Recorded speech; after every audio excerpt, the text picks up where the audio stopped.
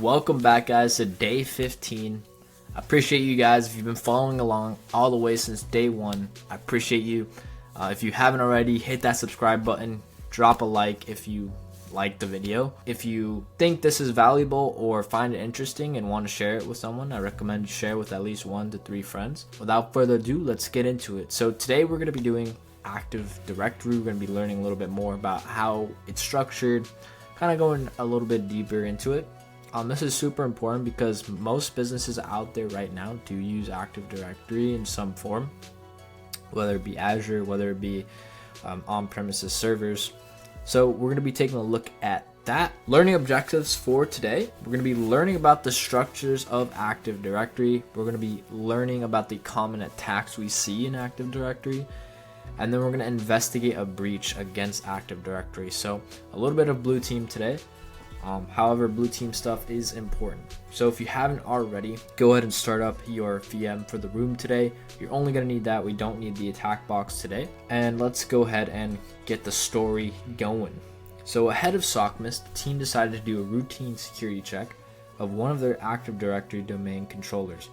Upon some quick auditing, the team noticed something was off. Could it be? The domain controller has been breached. With sweat on their brows, the SOCMIS team smashed the glass and hit the panic alarm. There's only one person who can save us. It's me. No, it's Glitch.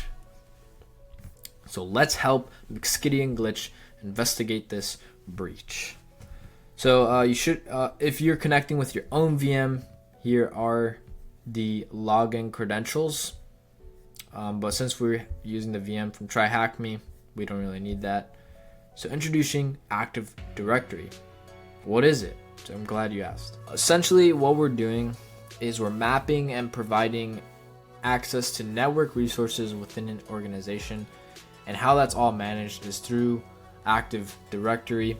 And you can see the lightweight directory access protocol forms the core of directory services, and it provides a mechanism for accessing and managing directory data to ensure that searching for and retrieving information is as easy as it comes.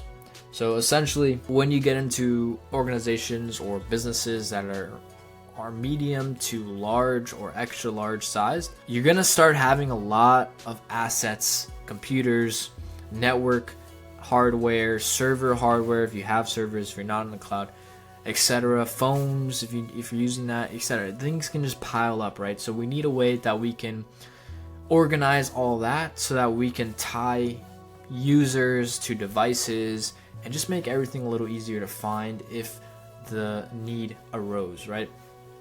So, you can think about a security incident. Let's say Jenny has a computer, she's working remote, and her computer gets hacked, right? Well, we need a way to identify 1, the computer, 2, that is tied to Jenny, and 3, we need to go in and see the logs for that computer. And Active Directory just kind of aggregates all this data together and puts it in an organized fashion so that's easy to go in and do incident response if the need arises.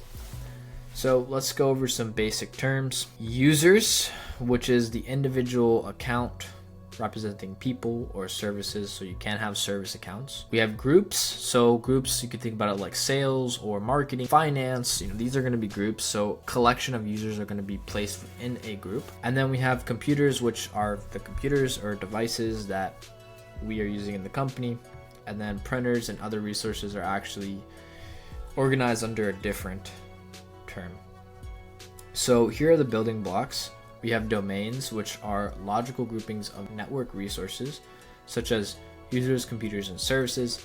They serve as the main boundary for AD administration that can be identified by their domain component and domain controller. Then we have organizational units. They are containers within a domain that help the group-based objects get organized based on departments, locations, or functions. And then we have a forest, which is a collection of 1 or more domains that shares standard schema, configuration, or global catalog. And the forest is a top-level container in AD. Then we have trust relationships. Domain within a forest and across forest can establish trust relationships that allow users in one domain to access resources in another, subject to permission. So the way you can think about this, and we can go over to our whiteboard. So we have the domain controller, which is kind of the head of everything. And then inside we'll have organizational units. And then within those organizational units, we'll have users, we'll have computers, we'll have, and then other devices, right? And you can, this is the same over here. And that's how you can look at it, right? It's a tree essentially. So domain controller is going to be top level, and then forests could be kind of secondary. So if we had a instance where we had forests, then it would be like this. We have the domain controller, and then over here we have domain 1, domain 2, and then the connection between all three of those things is the forest, right? So all this is over here too, and then you just kind of break it down like this as well. So D1 can have all this stuff in it, and D2 can have all this stuff in it as well. However, D1 can access the D2 resources as well. So back to it, move this over. So we'll go down here. Combining all these components allows us to establish the distinguished name that the object belongs to in the AD. So this is an example of what an object looks like. So we have the distinguished name here, which the username is Mayor Malware. He's in the organizational unit management, which is a group, and he's on the domain controller for Warville, and domain controller name is, and the domain is THM. So you can see here they break it down for us. DC's domain controllers are the servers that host Active Directory services. They handle all the database updates, authentication, authorization, etc. A global catalog is a searchable database within the AD that contains a subset of information of all objects in the directory. So pretty much kind of like the database. And then we have the LDAP here, which is the query, how we query the AD, right? And how we modify it as well. So we're gonna be using this today. And then Kerberos authentication. So Kerberos is just the standard authorization protocol that AD uses, and they're going to talk a little bit about it here as well. And they use tickets rather than passwords for authentication. So we have group policy in AD, and essentially what that allows us to do is apply a policy or a rule set to an entire group, which then gets passed down to everything in that group, right? So back to the whiteboard, just to break it down visually for you guys, because I'm a visual kind of guy as well. So we have the GP right here, right? And let's just say we're setting pass to expire in 30 days. All right, that's what our group policy is doing, right? Then we have a group here called finance. Put a circle, and we're gonna apply this group policy to the finance group. And what this is gonna do is now every user in the group will now have their password rules updated to this, right? So now this guy is going to expire in 30 days and this guy is going to expire in 30 days. And this populates recursively for every user in this group, right? And that's how group policies work. This can be applied to pretty much anything in AD, as long as, so like, you know, forests, domains, domain controllers, all this stuff. But back to it. So group policy objects are the containers that hold these policies and can be linked to the domain, an organizational unit, or a site, giving the flexibility in applying policies. So let's say MixKitty wants to ensure that all users within Warville SOC follow a strict password policy enforcing minimum password lengths and complexity rules. Here's how it would be done. So we'd open the group policy object editor, which I'm just going to follow along for now. And we can do that by going to the run, start, and then you type run in there. And then another prompt's going to pop up, and you can do gpmc.msc. Then we're going to right click on the domain. So we would select, Warville in this instance. Let's see if it pops up here. So yeah, here it is, Warville. And then we're going to do create GPO in this domain and link it here.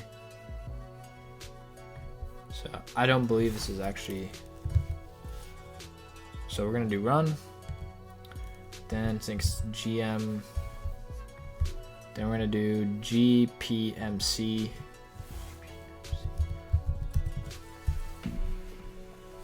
And now we're here, right? So this is what they were saying. So this is our domain right here. We're going to open that up. We're going to go to domains. We're going to do this. We're going to right click, create GPO in this domain and link it here. We're going to call it passwords and OK. Anyways, so we go to computer configuration, policies, Windows settings, computer configuration, policies, Windows settings, security settings, I'm assuming. Yeah, account policies. And then password, and double click that. Oops. Yeah. And then what we're going to do is we're going to configure these settings right here. So minimum password length of 12 characters. So length. Define this policy. We're going to do 12. Apply. OK. And then we're going to do in password history of 10.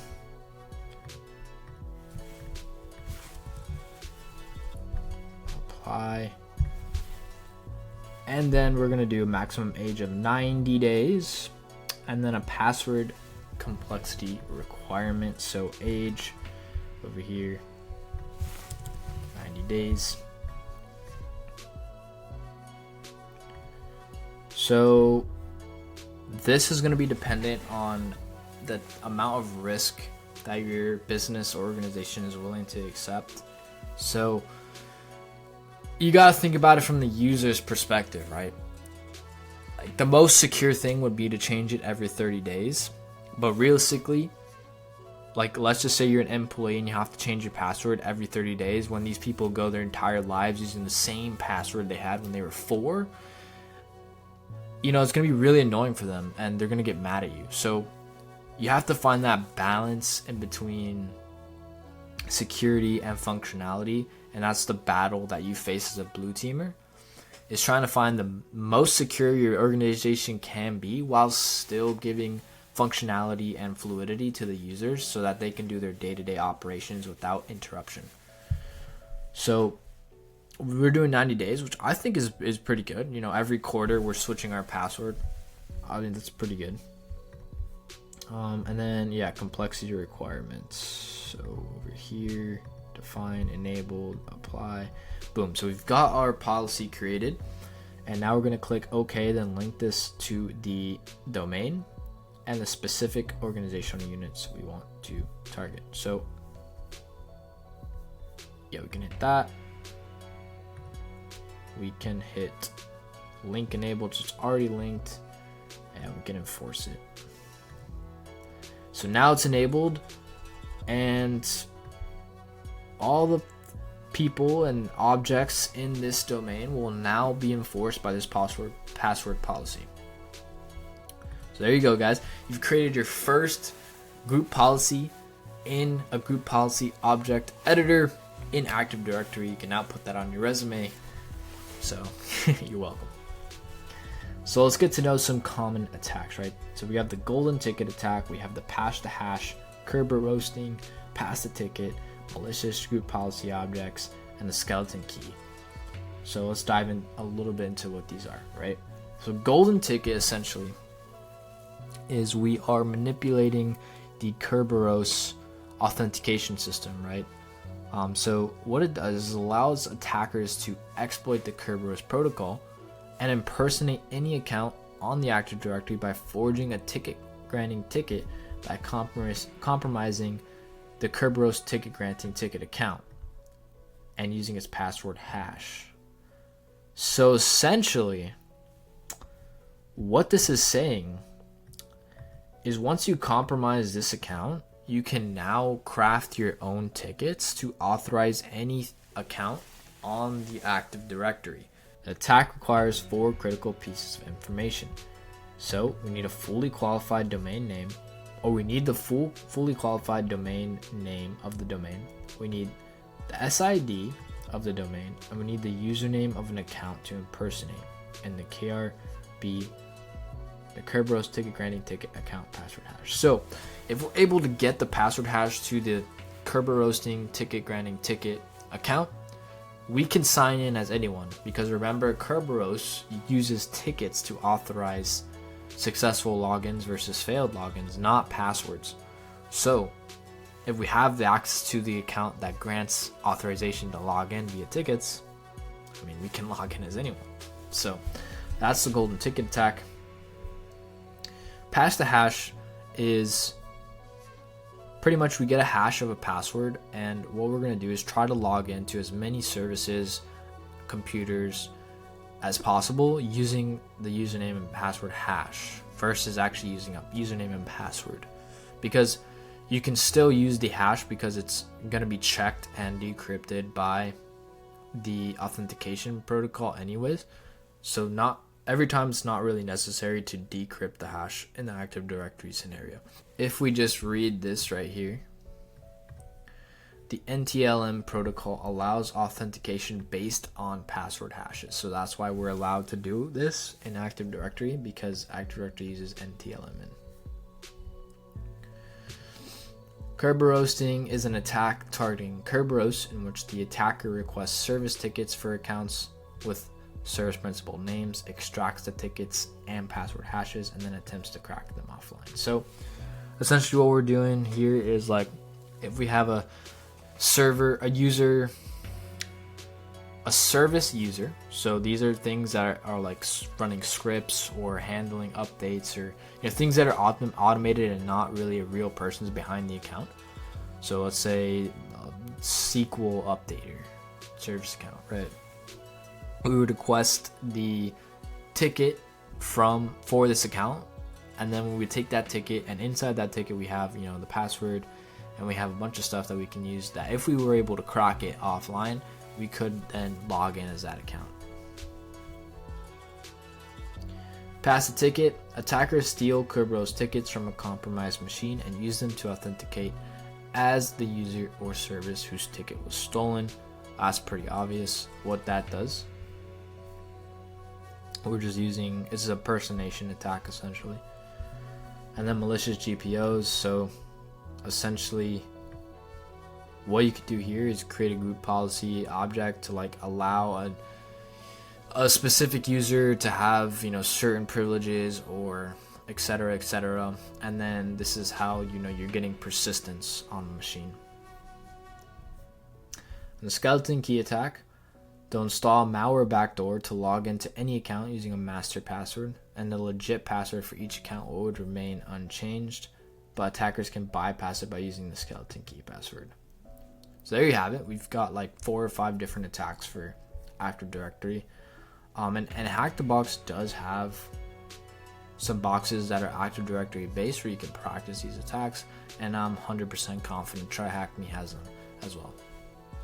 So now we're going to be investigating to see what malware did and what he did and how he did it. So what we're going to do is open up PowerShell, and we're going to type get GPO commandlet to list all the group policy objects, and we're just going to close out of there. PowerShell. So what we're gonna do is open up PowerShell. Once that's open, we're gonna type get GPO / all. And now we'll see all the GPOs, right? And then we have the one we made right here. And I know it's like a little small for you guys. I can't zoom in. But anyways, this is the one we made. You can see it's called password, which is the one that we made earlier. And then we have this one, which is malicious GPO by the glitch malware persistence, which seems a little suspicious. That probably shouldn't be there. We can see what it does. So it adds a backdoor user to all domain joined machines. That's not good.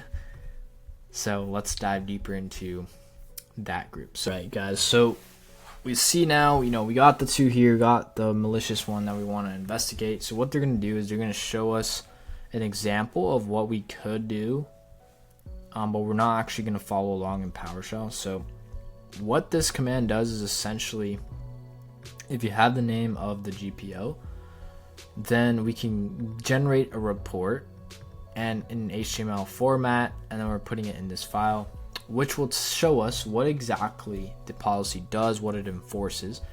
And you can see right here, it says user configuration enabled, and then it is setting the wallpaper of the desktop as well. So that's what this group policy object is doing. And you can see here, sets the desktop wallpaper of devices using the image located in there on the domain controller. And also user configuration, which is not good. Like, why would we want a group policy object that's changing a wallpaper to also have user configuration privileges? So this is cool. So this commandlet right now is showing us all the GPOs and their modification time. And this could be handy if we're doing an incident response to see if any of the GPOs were modified during the incident, right? When we suspect the incident occurred. So let's go ahead and try this on our Windows machine. So we're going to do get GPO - all. We're going to pipe, and then we're going to do where objects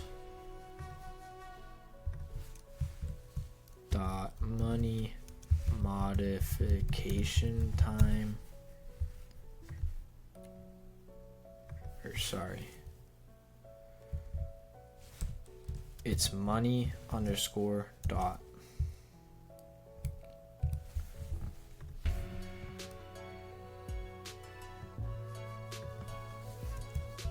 and then pipe again, select object,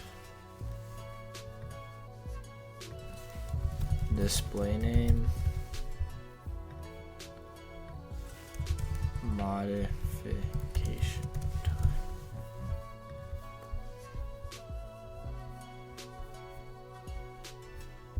time. So if this works, I don't know if it will work. Okay, it did. Cool. So yeah, here we go. Like, you can see, this is most likely when the domain was actually created. We got default policies, so it was created on 10/14, around that time. We can see the one we did today, so January 4th, 2025, 3:43 p.m.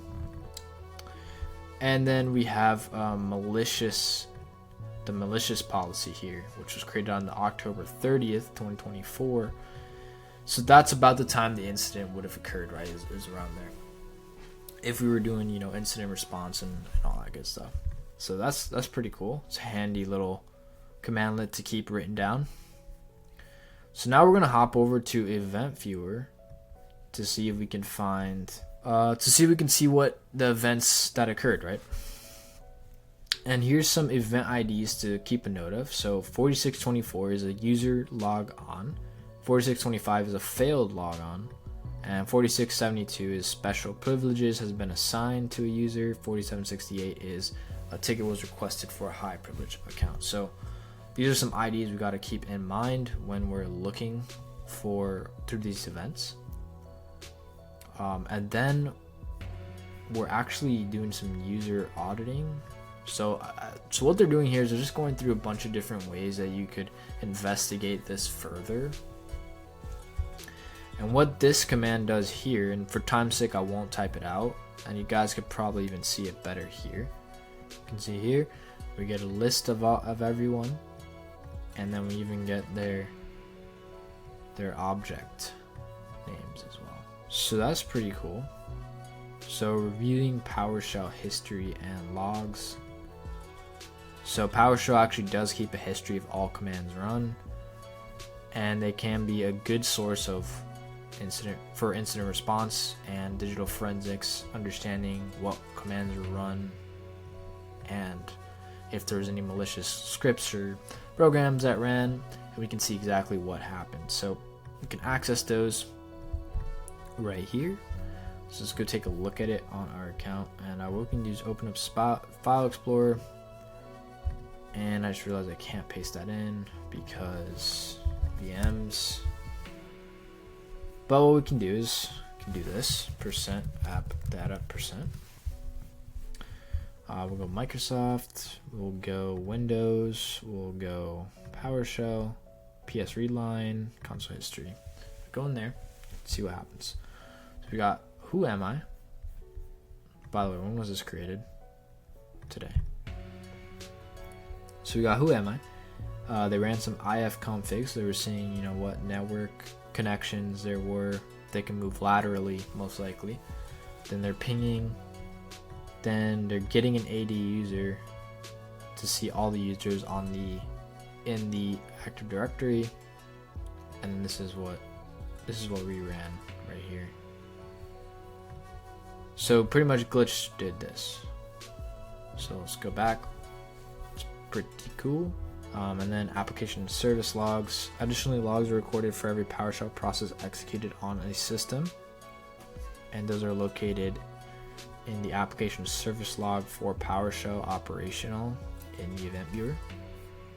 So let's go ahead and get to it. So we're investigating Warvale's SOCMIS Active Directory controller for the suspected breach. Answer the questions below to confirm the details of the breach. So use the security tab within event viewer to answer question 1 or 2. Alright, so we got to open up event viewer, which we have the link here to open that up, and then I believe we're gonna go to the PowerShell logs. So on what day was glitch malware last logged in? So yeah, we're doing PowerShell logs. So we'll go application and services, Microsoft, Windows, go down to P,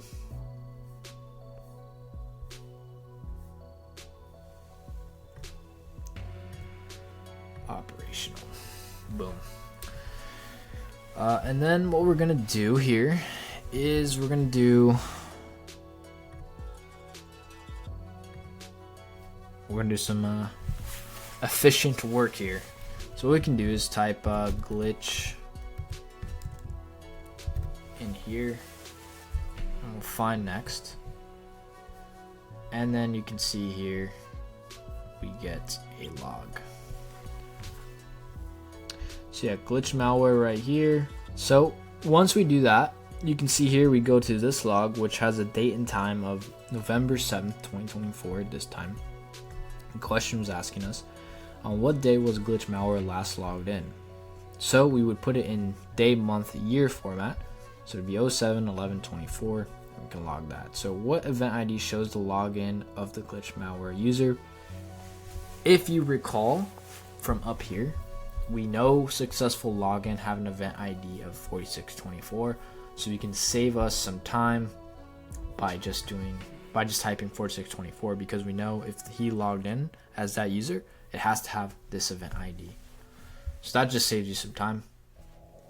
And then here we're going to read the PowerShell history of the administrator account. What was the command that was used to enumerate Active Directory users? So they told us the command as well, but if you wanted to do it legit,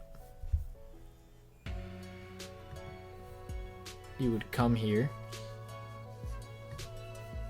and go to console host history, right? The PowerShell. So administrator, app data, roaming, Microsoft, Windows, PowerShell, read line, open it up. All right, so we've opened up the log. You can see here it's going to be this line right here is the one used to enumerate all the users. And we'll go back, boom, right there. And then look in the PowerShell log file located in application service logs, Windows, PowerShell. What was glitch malware set password? So application service logs.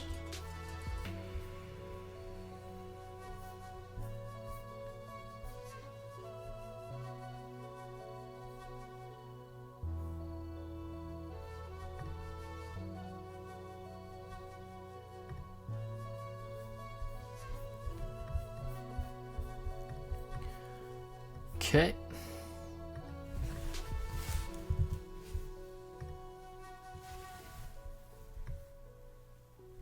Okay, we have located a configuration file for the new user malware. Let's see if there's any details in there. System. Not really.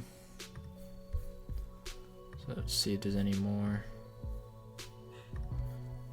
Okay. So let's actually go back to the PowerShell and see if we can search for password.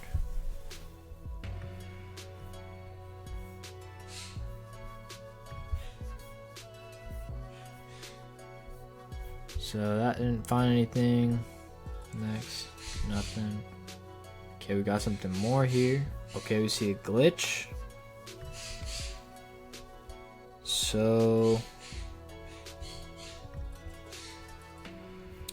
a little bigger. Okay, got it. So you can see here, PowerShell command password convert to secure string super secret password.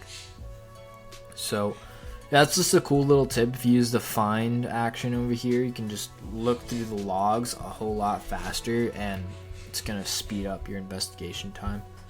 So we're gonna copy that over here, and then we're gonna review the group policy objects present on the machine. What is the name of the installed GPO? So if you remember from when we opened up all the GPOs on the so if you remember when we opened up all the GPOs, the name was there, but in case you forgot, you can do get GPO dash all, and then it's gonna be this one right here, because that's the one that malware installed for persistence. So copy that over, put that in there, get the answer, and that's it. We've done it. So that was day 14, guys. We learned a lot about Active Directory today, how it's organized, why we use it, why organizations use it. We learned a few different attacks in there, and then we actually investigated our own attack for malware. We discovered that he did the GPO, malicious GPO backdoor attack, where he basically installed a GPO in the Warville domain to basically have backdoor access to whatever device or user on the domain. If you enjoyed the video, leave a like. If you want to keep following along day to day, drop a subscribe and activate the notifications bell. And if you found this video helpful or valuable, then send it to 1 to 3 friends so that they can maybe get some value out of this as well. That's pretty much it. I'll see you guys in day 16. This has been Cyber Sensei Aaron. Peace.